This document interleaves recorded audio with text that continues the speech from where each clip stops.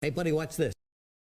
Hello, Regis Gilbin is the name and Hearthstone is the game, and these are the 10 best rare cards to craft in the standard format Journey to Unguro meta. Now, some people might think, well, rare cards don't necessarily need crafting recommendations, they're so cheap to craft, but frankly, there are still a lot of players out there who just don't have that much extra dust laying around to craft all of the rare cards and fill out their collection. So some people still do need help, particularly if they're brand new to the game, sorting through many of the old expansions and picking out the rare cards that are going to give them the most average dust value. And that's exactly what this video is proposing.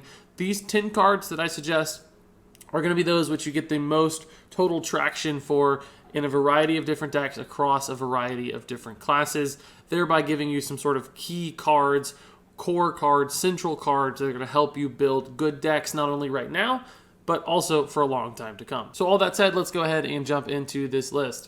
Starting off at the number 10 spot, this is really one of the most powerhouse cards in Hearthstone.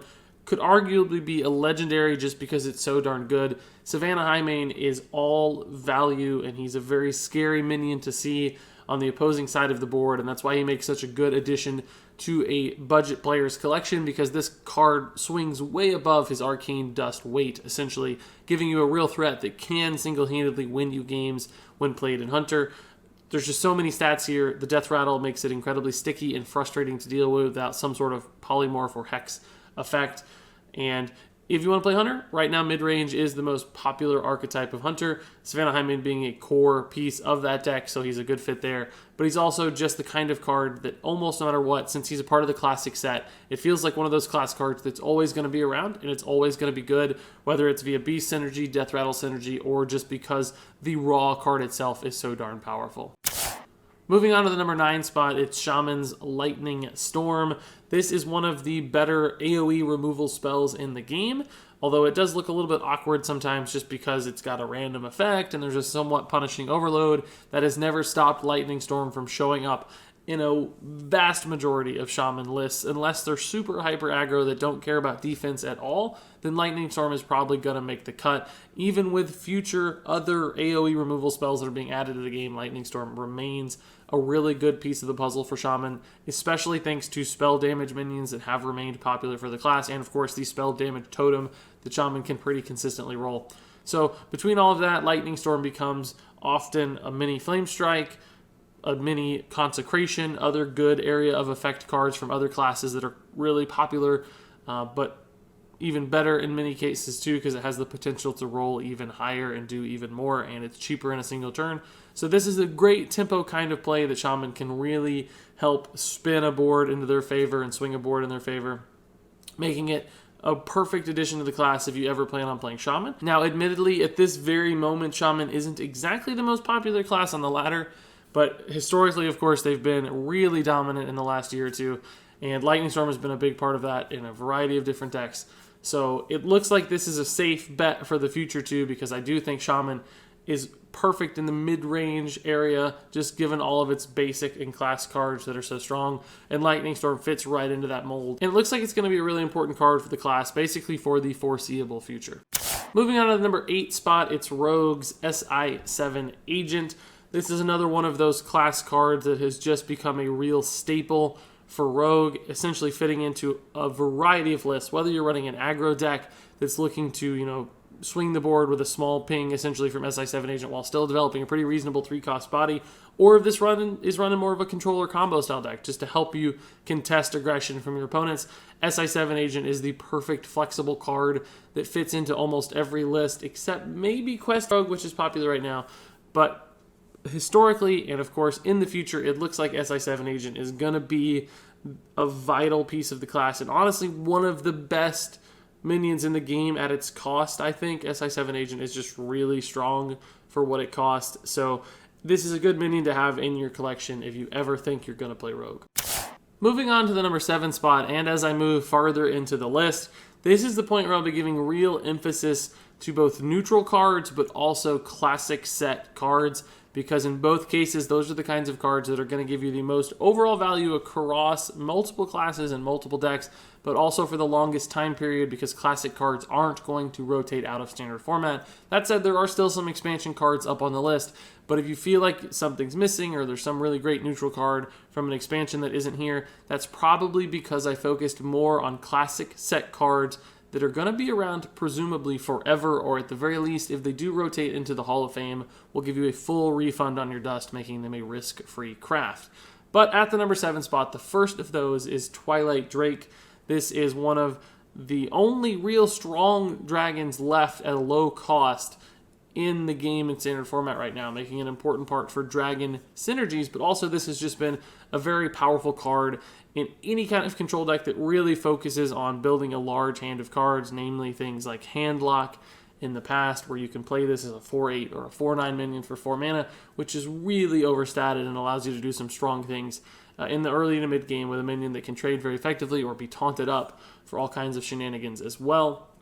So Twilight Drake is just a good addition to any collection for a real good value mid-range minion that also happens to fit in dragon decks, which are still lingering around despite Blackrock Mountain rotating out. Dragon decks are probably always going to have some sort of strength in the meta, so I think Twilight Drake is good for a variety of reasons and has been the kind of card that's been around for a long time and continues to see play despite all of the new expansions and power creep that you might expect.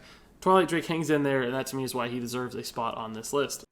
Up next at the number 6 spot is Stonehill Defender, the first new Journey to Unguro card on this list, and it's one that has really surprised me with just how often it's popping up into high-tier competitive decks, because it turns out being able to discover a second Tyrian Forge Ring for your deck is really quite good. But of course, this also has found a home in Taunt Warrior and a few other just control decks that are looking to add some real value generation to their list, because Discover as a mechanic has proven to be really strong throughout the last few expansions. It remains so with Stonehill Defender, and this is basically a 2-for-1 as far as cards in your list converting into value. And when it can uproll into Sunkeeper or Tyrian or other giant taunts that your class has access to, or frankly even some great neutral taunts as well, Stonehill Defender can really roll high and help you swing games in your favor while still developing a fairly reasonable classic statted minion on its own. So it's Silverback Patriarch on the board with a lot of potential upside in your hand, which control decks like a lot. So very much power creep over the classic set with a pretty bad card, Silverback Patriarch. But that makes Stonehill Defender a really good card, particularly if you like slower decks and value. This guy is going to pay off. Moving into the top 5 is another Journey to Unguro card, but this one is the tech card Galaga Crawler, which of course is every pirate's nightmare. And I do like including tech cards on these lists because they're the kind of cards that are so flexible at addressing the meta and answering the meta that almost no matter what kind of list you're running, there's often a way to squeeze 1 or 2 of these kinds of cards into that list just to give you a good counter against the kinds of decks you're seeing. So it's essentially a tool for your collection that helps you beat the meta, and pirates still to this day are remaining quite popular, particularly in Rogue and Warrior, but there's a lot of classic set pirates lingering around that are probably never going away. So Galaga Crawler is the kind of card that, at least while it's in standard format, looks like it's going to give you some good answers to some pretty powerful decks on the ladder. Not to mention the fact that it's also just a really well-statted beast, so it's the kind of card that fits nicely into things like Druid or Hunter who are able to utilize those beast synergies. So a bit of extra flexibility there. And at the end of the day, just a really strong card that when it hits can swing games so dramatically in your favor that it's the kind of card that, even though it's a 2-drop, can still just outright win you games, which is important for people on a budget. At the number 4 spot is the Merlin Tidecaller.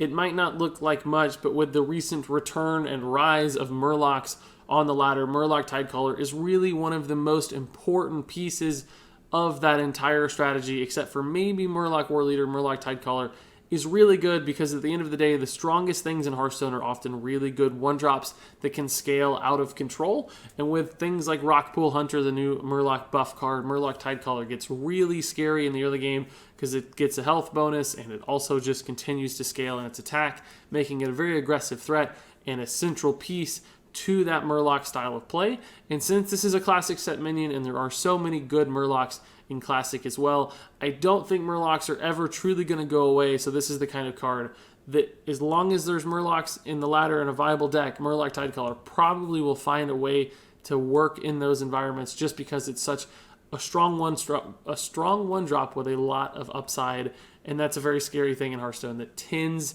to be very powerful and very dominant on the ladder. And now for the top three. These are kind of the creme de la creme as far as I'm concerned. I think these three cards do actually stand a bit above the rest of the cards on this list just because they can do so many things and they have so much raw power packed into them for neutral classic set minions. The first of which is Wild Pyromancer. I just don't think people understand how crazy good this card is when it can do so much damage to a board. The potential for this to absolutely decimate your opponents is sky high. Now, admittedly, this card isn't necessarily run in a ton of different decks, but when it is, it's often a very important piece. We've seen it very successful, of course, in Paladin decks, which are really popular on the ladder right now, in combination with equality to clear an entire board for 4 mana with only 2 cards, which is absolutely absurd in its own right. How high Wild Pyromancer can actually fly with that particular combo alone probably makes it worth crafting if you're ever planning to play Paladin, but it's also been successful in Priest and just a lot of other classes that are looking to ping early game boards. And as aggressive as the Hearthstone meta is, I think Wild Pyromancer is generally underrated as sort of just a tech card that you can throw into a lot of different decks. As long as they have some early to mid game spells, you can often really disrupt your opponent's plans with Wild Pyromancer. So since this guy is so drastically good in a couple specific decks, but I think also has a lot of unexplored potential, and he's a part of the classic set and neutral, I think you have to craft Wild Pyromancer just to give yourself that weapon and that little extra oomph in your toolkit of cards, because Wild Pyromancer can really accomplish quite a lot. And then at the number 2 spot is really one of the most overpowered cards in Hearthstone, and frankly a card that probably should and might eventually move to the Hall of Fame, moving it out of standard format. But of course, if that does happen, it looks like you'll get a full refund on your dust. So there's very little risk in actually crafting Gadget and Auctioneer. This is another card, although it might only really be used in a few specific decks, it's just got so much upside potential, and the absolute most absurd effect in the game, perhaps, in that he can just draw you seemingly infinite cards if the stars align right, but often just 3 or 4 really important cards. Gadget and Auctioneer has worked most successfully in Miracle Rogue, and Miracle Rogue has been around basically since the beginning of Hearthstone, or very near to that, and it's still around today, and it's still a good ladder deck. And I think Miracle Rogue, as long as Gadgets and Auctioneer and Preparation are in standard format, will always be a popular deck. So this is a safe craft in that regard alone, is that you'll always be able to build a Miracle Rogue deck on just this card and a couple other key pieces from Rogue. But it's also worked in Druid successfully and popped up in other decks from time to time. It's just a miracle style card that allows you to do crazy things when drawing cards using cheap spells. So I think Gadget and Auctioneer, because he's so good in those specific decks, but much like Wild Pyro, has a lot of potential, and he's going to be around forever, and he's the kind of card that can just do absurd things for a rare card. He's the kind of thing that you add to your collection just to give you that option and give you that power and to accomplish a lot of different things, making him a very solid craft and probably one of the best cards in your collection, even if you don't get to use him necessarily every day. Auctioneer is just that darn good. And then for my number 1 spot, it is Defender of Argus, the ultimate high flexibility card. This is the kind of minion you see just randomly showing up in lists. It shows up in an aggro list like Zoo to help you really fortify an early game board that you've developed. It shows up in mid-range lists to counter aggressive metas as sort of a tech card to give you taunts and shut down things like Pirate Warrior. And it shows up even in control decks too, just as another way to give you taunts and strengthen your minions. It can just do so much for so little. It's, of course, not much as a 2-3 minion, but that battle cry is just so strong. The taunt aspect is useful in some decks. The buff aspect is useful in others. And when you combine it all together, you've just got one heck of a little minion here that can just do so many different things in so many different lists. The Defender of Argus will quickly become one of the most played and most enjoyable, frankly, minions, I think, in your entire collection. So you absolutely have to craft this guy. If you're looking for just a general use, general purpose rare, Defender of Argus is going to fit that hole and meet that need very nicely. And there you have it. That's my list. I'm curious what you guys have to say about this list. What cards do you think I got right? What cards did I get wrong? What cards did I forget? There were actually a few I think probably deserved to be on the list, but it's just hard to pick only 10. I think there are probably 14 to 15 really good rare cards everybody should have in their collection. So some of those might pop up in the comments, which I'd love to see, because as always, I think it's really helpful if you guys leave comments below, because not everybody's going to take my word for heart, and they shouldn't. They should read comments. They should read second opinions and gather what the community has to say, because all of you have really valuable insights as well. What rare cards have helped you the most? What rare cards have you found the most successful on a budget? Those kinds of insights and comments are going to help people watching this video in the future really form a good opinion. So please do leave your thoughts below. And until then, thank you so much for watching. And until next time, game on.